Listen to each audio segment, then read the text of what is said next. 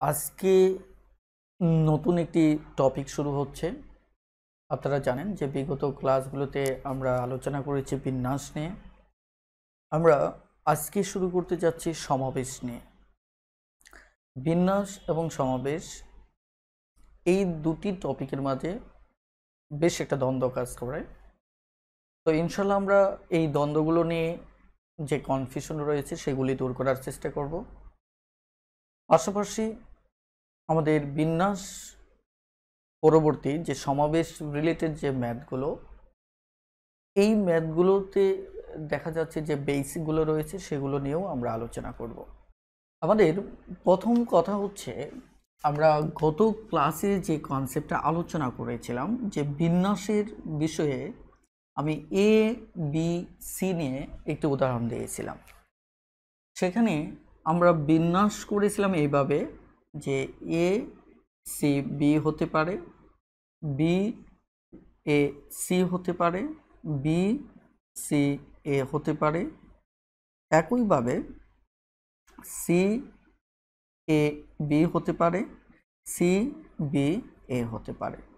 ওকে, এভাবে মূলত আমরা বিন্যাস সাজিয়েছিলাম এবং এক্ষেত্রে আজকে আমরা দেখব যে আসলে এই বিন্যাসের সাথে মূলত আমার সমাবেশের পার্থক্যটা কি।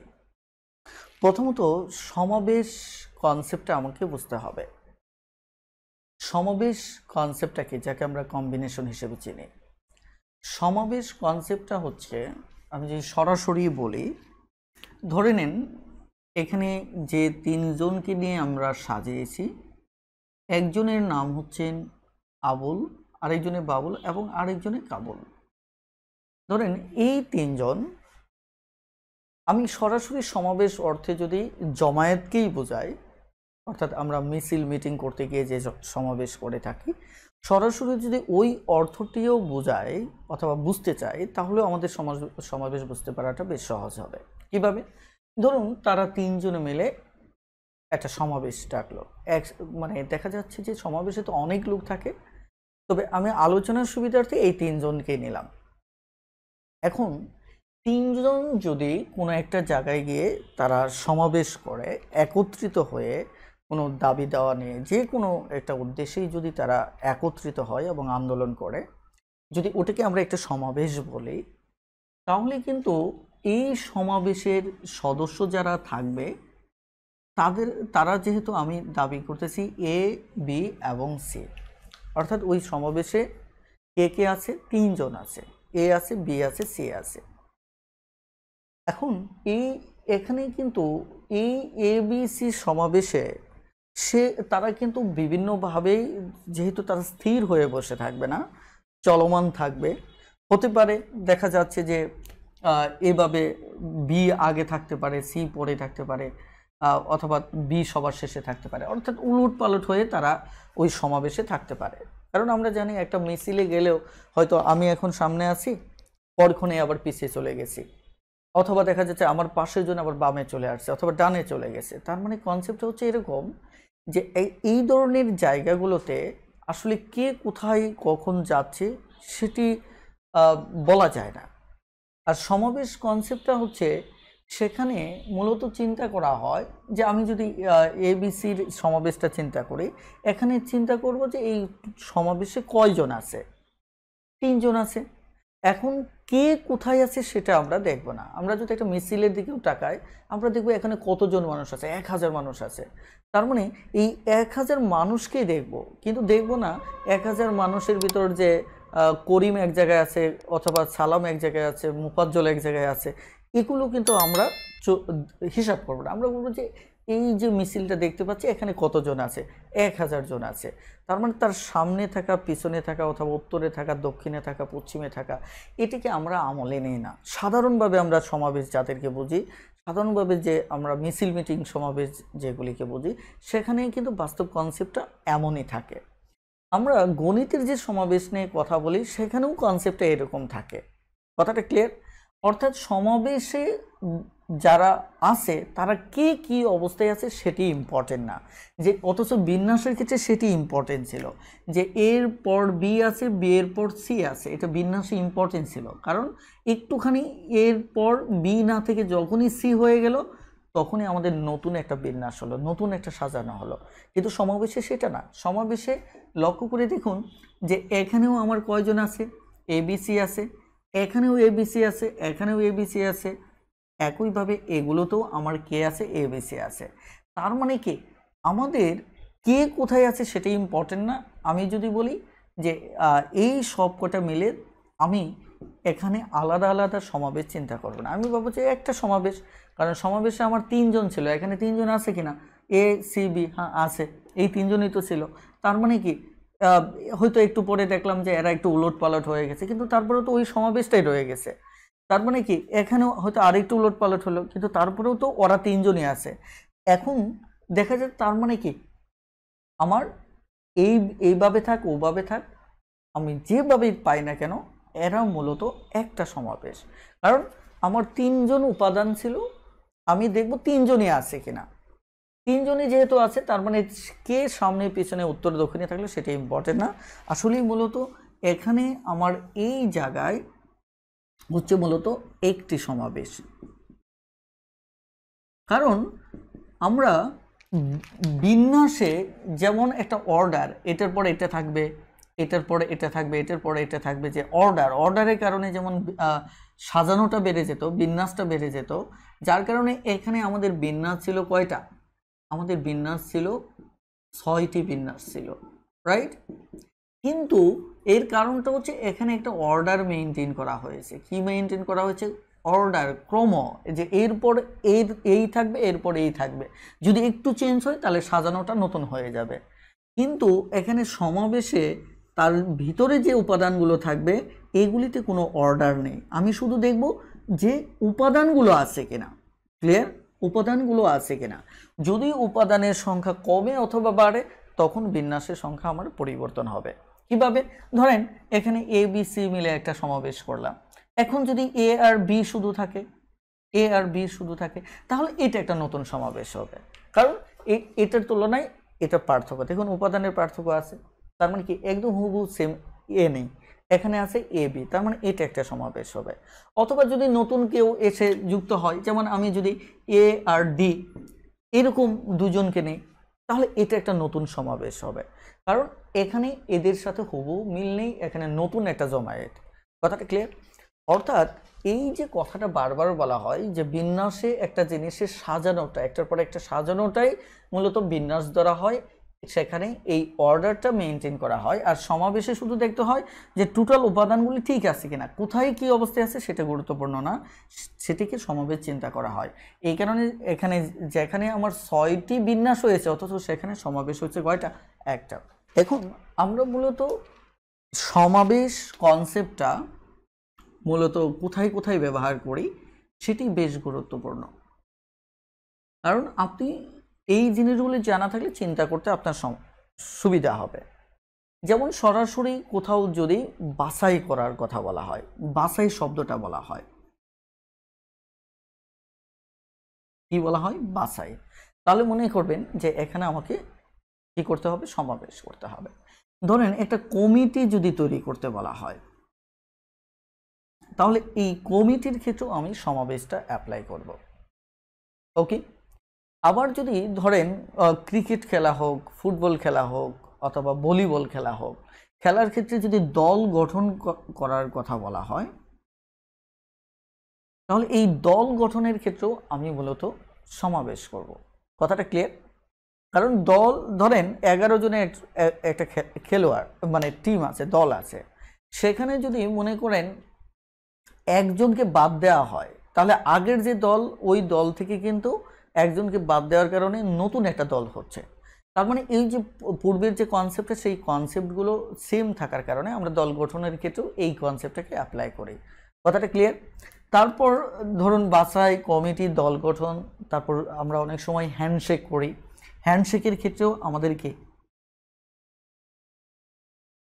হ্যান্ডশেকের ক্ষেত্রেও আমরা সমাবেশ অ্যাপ্লাই করে থাকি। কথাটা ক্লিয়ার? তারপর সবচেয়ে বড় কথা হচ্ছে আমরা যদি নির্বাচন কনসেপ্টটা দেখি, নির্বাচনের ক্ষেত্রেও আমরা সমাবেশ কনসেপ্টটাকে ব্যবহার করে থাকি। ক্লিয়ার? তবে ফাইনালি আরেকটা কনসেপ্ট আপনারা একটু মাথায় রাখবেন, যে জ্যামিতিক কিছু কনসেপ্ট আছে, এই জ্যামিতিক কিছু কনসেপ্ট বা বিষয়াবলী যেগুলি আছে সেক্ষেত্রেও আমরা সমাবেশ ব্যবহার করে থাকি।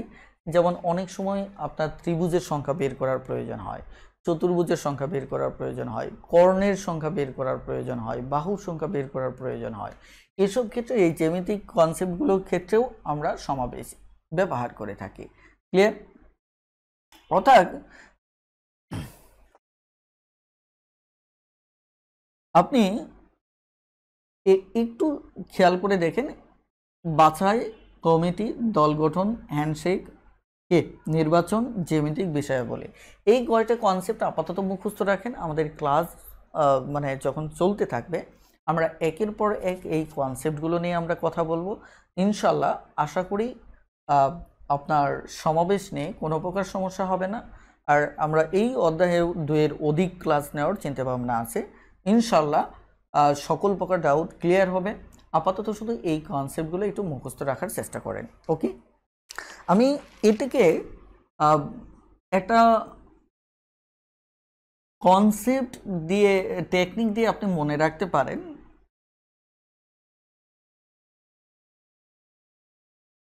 কথাটা ক্লিয়ার? হ্যাঁ, আমি জানি সে কি বাদক, মানে এটা কি ধরেন তবলা বাদক অথবা এই টাইপের, হ্যাঁ, কোনো একটা কনসেপ্ট দিয়ে আপনি চাইলে এটা মনে রাখতে পারেন। তাহলে আপনার খুব দেখা যাচ্ছে যে সহজেই মনে থাকবে। কথাটা বুঝতে পারছেন কিনা?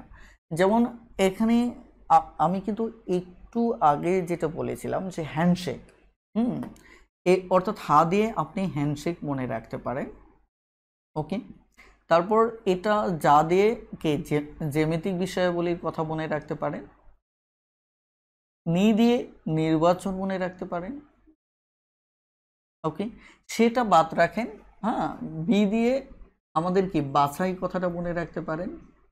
ক্লিয়ার? দ দিয়ে দল মনে রাখতে পারেন। ক দিয়ে কমিটি মনে রাখতে পারেন। ওকে, আপনি এই টেকনিক ব্যবহার করেও এই শব্দগুলো চাইলে মুখস্থ রাখতে পারেন, এটা আপনার কাজে দেবে। তবে বাদক কথাটা বেশি মনে রাখবেন, কারণ এই 3টা কনসেপ্টই আমাদের প্রায় সময় দরকার হয়। কথাটা ক্লিয়ার? ওকে, আমাদের প্রথম কাজটা কি? প্রথম কাজটা হচ্ছে আমি সরাসরি অঙ্কে যাব এবং পর্যায়ক্রমে কনসেপ্টগুলো নিয়ে কথা বলবো। ক্লিয়ার? আমরা পূর্বে যে কাজটা করেছিলাম যে 3টা উপাদান দিয়ে এ বি সি 3টা উপাদান থেকে আমাদের বিন্যাস হয়েছিল কত? আমাদের বিন্যাস হয়েছিল 6টি।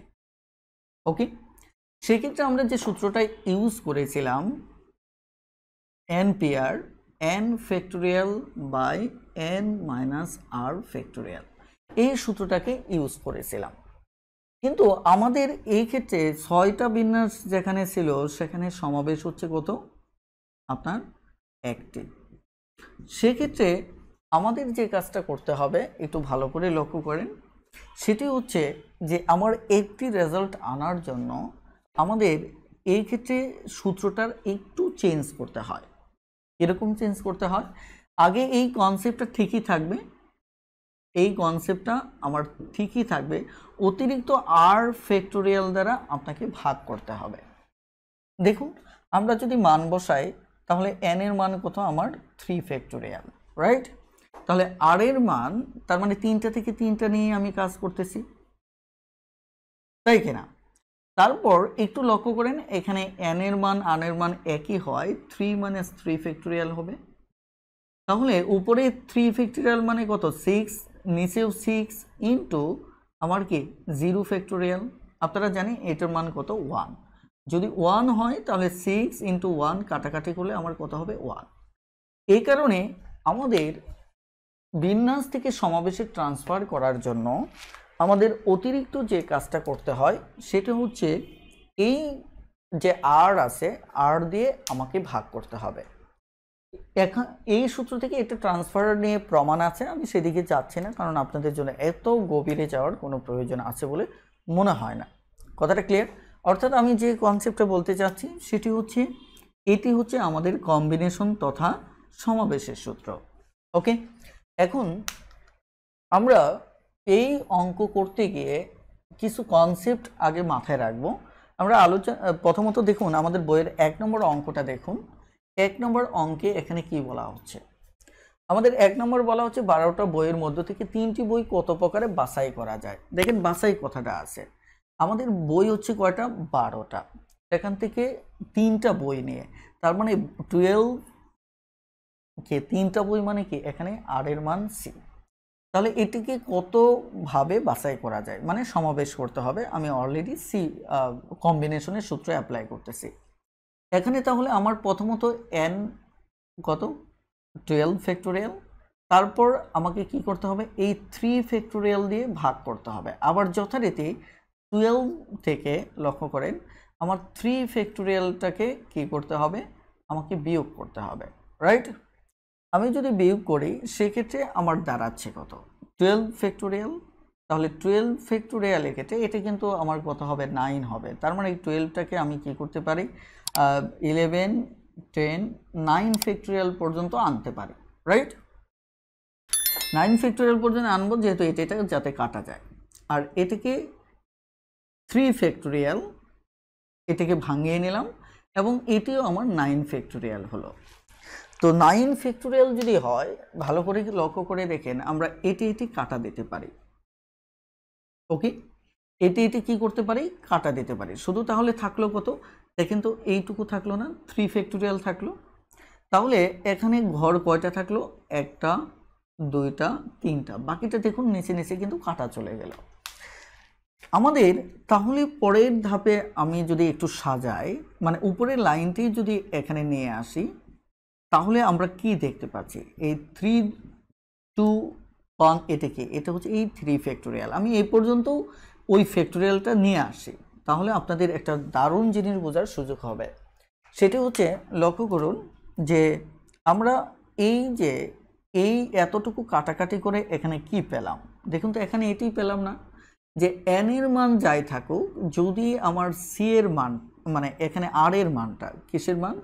আমার আর এর মান যদি 3 হয়, দেখুন তো 12কে 12, 11, 3 3 গড় পর্যন্ত হ্রাস করে আবার ওই 3 ফ্যাক্টোরিয়াল দিয়ে যদি আপনি ভাগ দেন, তাহলে এই অঙ্ক হয়ে যাচ্ছে। আপনার এত বড় সূত্রটা কিন্তু ফেলার দরকার নেই। আমি আবারও বলছি যে এই আপনি আর এর মানটা দেখবেন, আর এর মান 3 মানে এই 12 3 গড় পর্যন্ত যাবে। আর এর মান 3 মানে আমার নিচে 3 ফ্যাক্টোরিয়াল দ্বারা ভাগ হবে। এবার যদি আমরা কাটাকাটি করি, তাহলে এখানে কত? 6। তাহলে 6 দিয়ে এখানে যদি কাটি, তাহলে 6 দুগুণে 12। তাহলে এখানে কত হচ্ছে আমার? এখানে হচ্ছে 110 ইন্টু কত? 2। 110 ইন্টু 2, তার মানে কি? 230। আমাদের আরেকটি কনসেপ্ট একটু ভালো করে মাথায় রাখা উচিত, সেটি হচ্ছে সম্পূরক সমাবেশ। সম্পূরক সমাবেশটা আমাদের খুবই গুরুত্বপূর্ণ।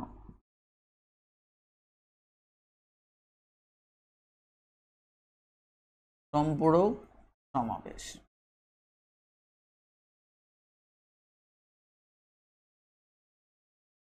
ওকে।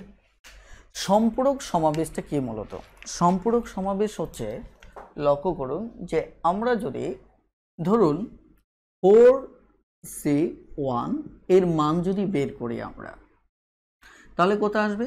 4 ফ্যাক্টোরিয়াল।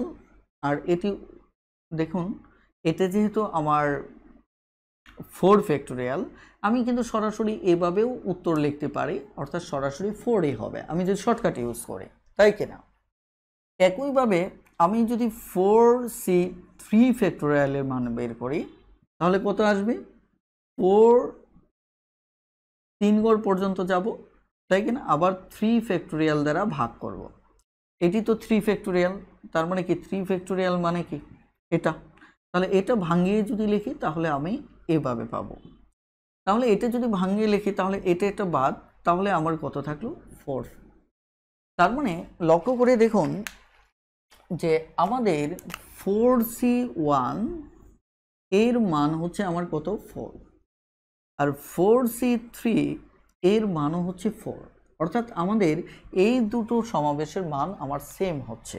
কথাটা ক্লিয়ার? আমি যদি এখানে 5.562 এই মানটা দেখি তাহলে কি আসবে দেখেন তো।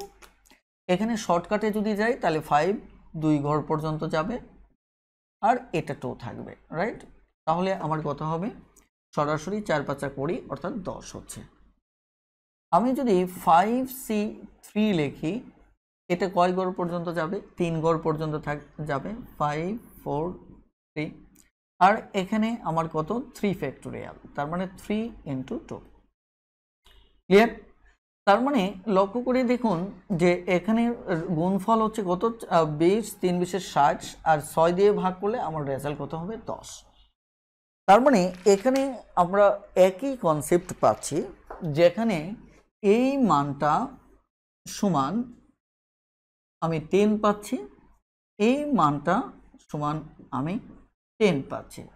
আসলে তাহলে যখন দুটো সমাবেশের মান আমার সেম হবে, যেমন এই সমাবেশটার মান এই সমাবেশটা সেম হচ্ছে, তখন একটি আরেকটি সম্পূরক সমাবেশ।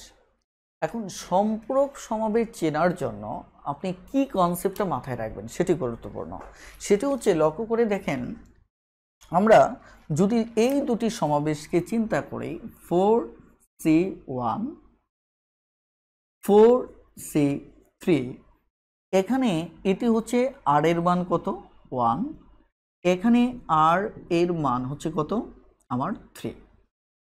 আপনি লক্ষ্য করে দেখেন যে আমার এই যে দুটো আর এর মান যদি আমি যোগ করি, ভালো করে খেয়াল করেন, দুটো আর এর মান যদি যোগ করি 1 2 3, তাহলে আমাদের এখানে n এর মান কত? 4।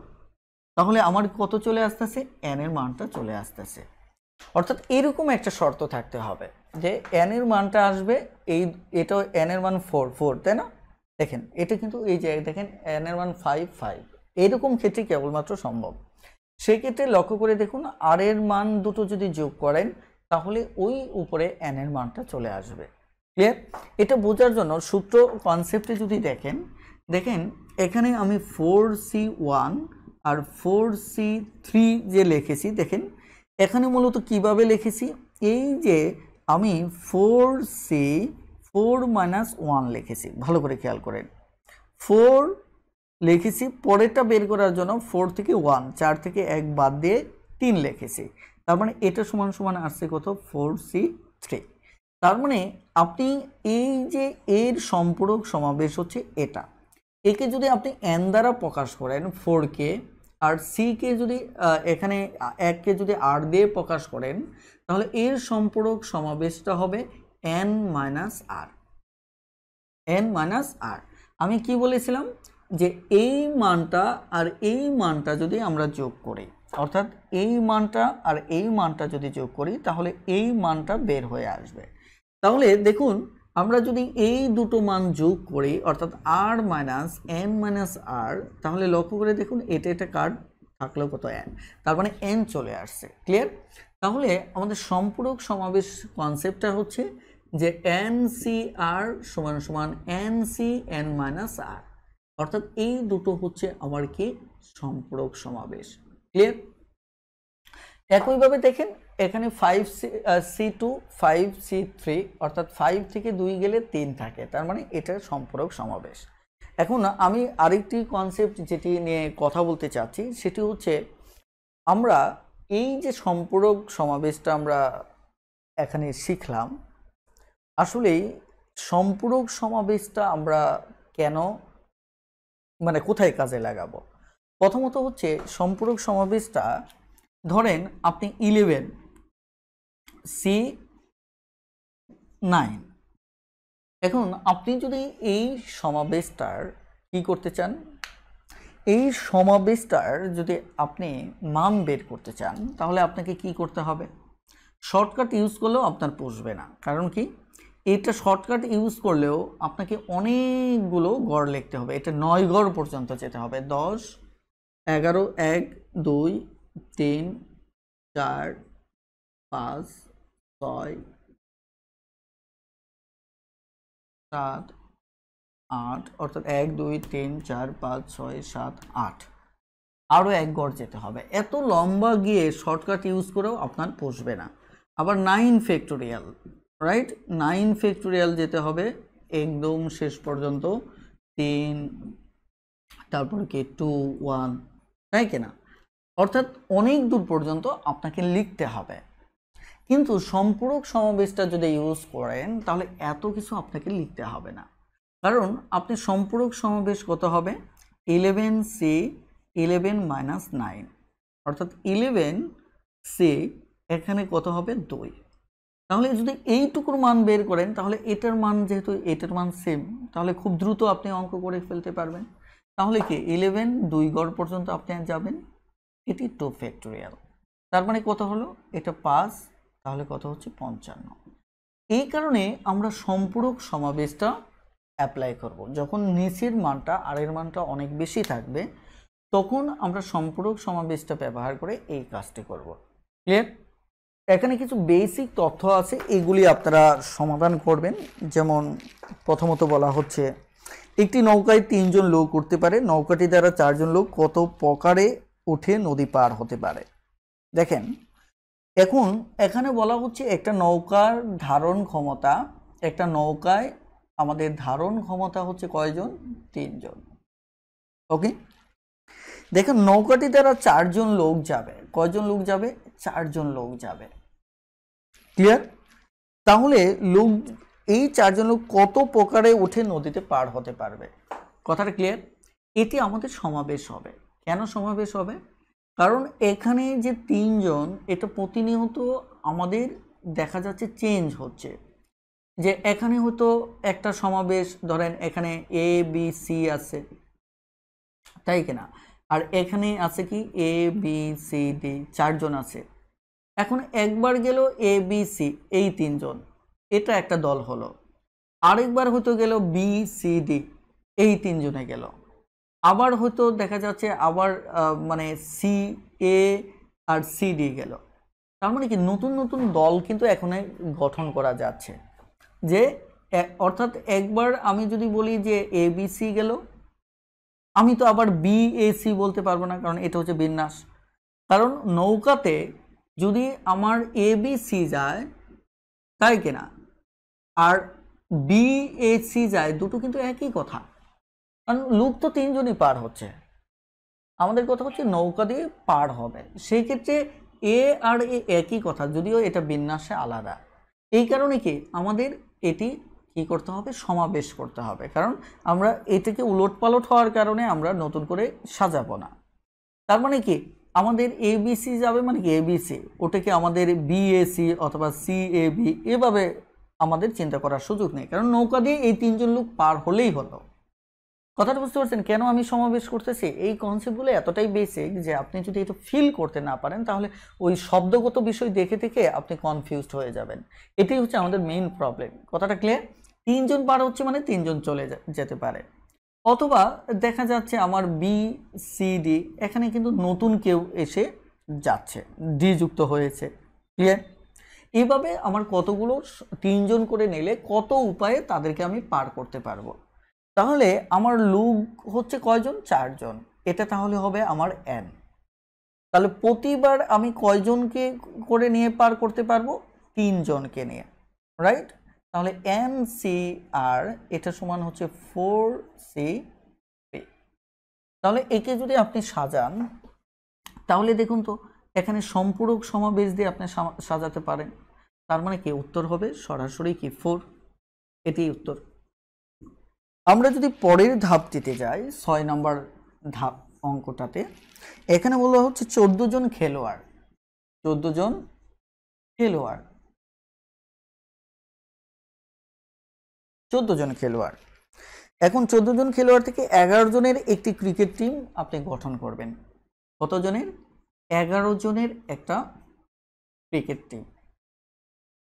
ওকে, ওই একই কনসেপ্ট। তাহলে আমরা এমনিও বলেছি দল গঠনের ক্ষেত্রে আমরা কি সমাবেশ ইউজ করে থাকি। তাহলে 4C11 এর সম্পর্ক কত হবে, 4C3। এটি হচ্ছে আমার কি সম্পূরক সমাবেশ। তাহলে সম্পূরক সমাবেশ যদি আমি হিসাব করি 13 আর হচ্ছে আমার 12, ক্লিয়ার? 3 2। তাহলে এটি দিয়ে যদি এটি কাটি তাহলে দুবার কাটা যাবে, তাই কিনা? দুবার কাটা যাবে। তাহলে এই গুণ টুন করে দেখেন আমাদের 364 হবে। তার মানে কি এটি হচ্ছে আমাদের উত্তর। খুবই সহজ অঙ্ক। ক্লিয়ার? আমরা আজকে আরও কিছু আইডিয়া শেয়ার করে আজকে ক্লাসটি শেষ করব। ইনশাআল্লাহ আগামী ক্লাস থেকে আমরা অনেক গুরুত্বপূর্ণ কনসেপ্ট নিয়ে আলোচনা করব এবং আগামী ক্লাসটি হচ্ছে সমাবেশের অন্যতম মানে শক্তিশালী একটি ক্লাস। দেখেন আমরা সরাসরি আরেকটি বিষয় বলি, যখন আমরা ধরেন শুভেচ্ছা বা করমর্দন বা হ্যান্ডশেক যাই বলি, ধরেন আপনি যখন শুভেচ্ছা বিনিময়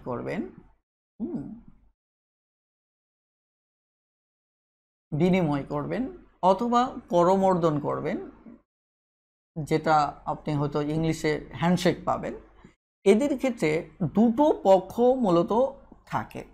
কয়টা পক্ষ? দুটো পক্ষ। আপনার হাত, তার হাত, দুটো পক্ষ। তার মানে এক্ষেত্রে আপনাকে একটা কনসেপ্ট মাথায় রাখতে হবে, যখন আপনি এর আগে আরেকটা কনসেপ্ট আছে, যা হোক এই কনসেপ্টটা ধরেছি, এটা আগে শেষ করি। ওকে, 16 নম্বরে চলে আসে, যা হোক সমস্যা নেই।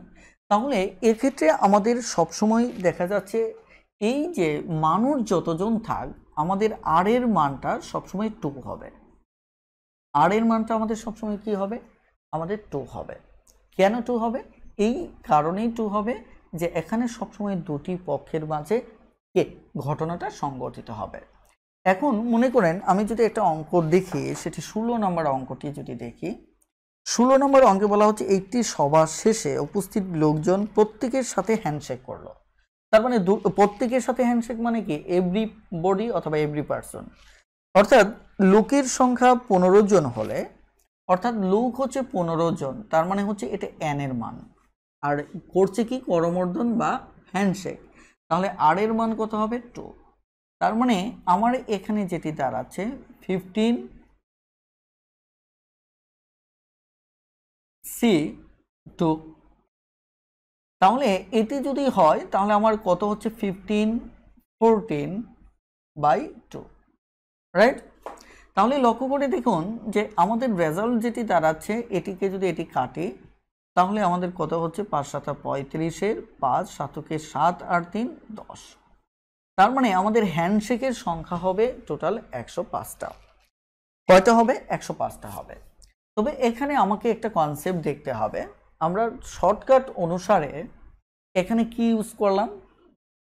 15C2কে আমি 2 গড় পর্যন্ত নিলাম, 2 গড় পর্যন্ত নিয়ে আবার 2 ফ্যাক্টোরিয়াল দিয়ে ভাগ করলাম। যেহেতু হ্যান্ডশেক করমর্দনের ক্ষেত্রে অলওয়েজ দুটো পক্ষ থাকবে, তার মানে 2 দ্বারা ভাগ করবেন, আর একই শর্তে আপনি এটা 2 গড় পর্যন্ত যাবেন। আসলে এইটা 2 গড় পর্যন্ত যাওয়া মানে কি? 15 × 15 - 1, রাইট? তার মানে এটি যদি আমার n হয়, c হয়, আর এটি যদি r হয়, তাহলে শর্তটা কি হচ্ছে? উপরে হবে কি 15n, তাহলে পরেরটা হবে n থেকে 1 বাদ। ওকে, আর অলওয়েজ 2 দ্বারা।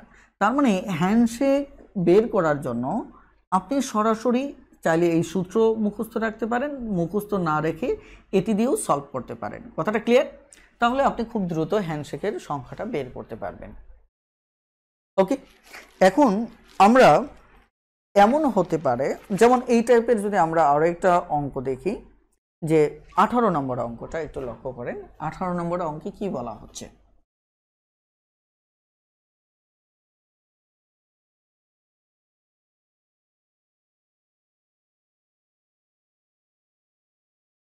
নম্বর অঙ্কটা, 18 নম্বর অঙ্কে বলা হচ্ছে একটি ফুটবল টুর্নামেন্টে 6টি দল অংশগ্রহণ করছে। একটি বোর্ড মিটিংয়ে 5 জন সদস্য উপস্থিত ছিল, তার মানে n হচ্ছে আমার কত? 5। মিটিংয়ের শুরুতে প্রত্যেকের সাথে হ্যান্ডশেক করলো, তার মানে আর অলওয়েজ 2। তাহলে আমার হ্যান্ডশেক সংখ্যাটা কত হবে?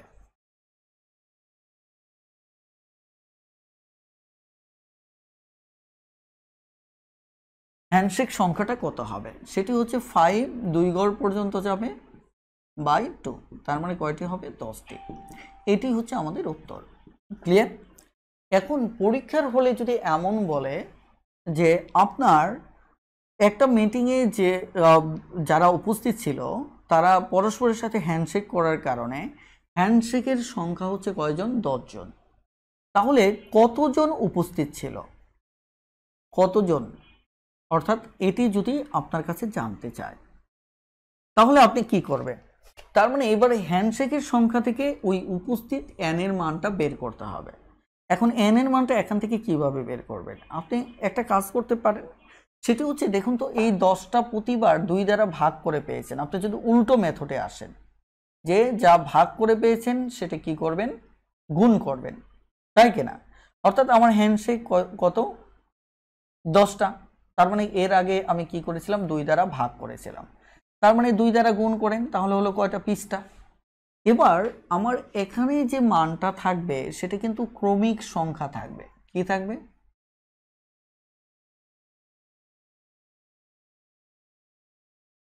সেটি অবশ্যই আমার ক্রমিক সংখ্যা থাকবে।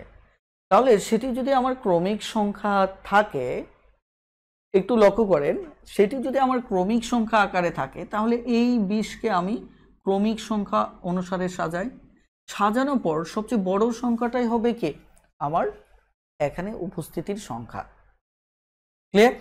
যেমন আমরা যদি এখানে 17 নম্বর অঙ্কটা করি, 17 নম্বর অঙ্কটা দেখেন। 17 নম্বর অঙ্কে এখানে কি বলা হচ্ছে? বলা হচ্ছে কতজন লোক প্রত্যেকে, কতজন, তার মানে আপনার কাছে কতজন জানতে চাওয়া হয়েছে। ওকে, প্রত্যেকের সাথে করমর্দন করলে করমর্দনের সংখ্যা হচ্ছে কত?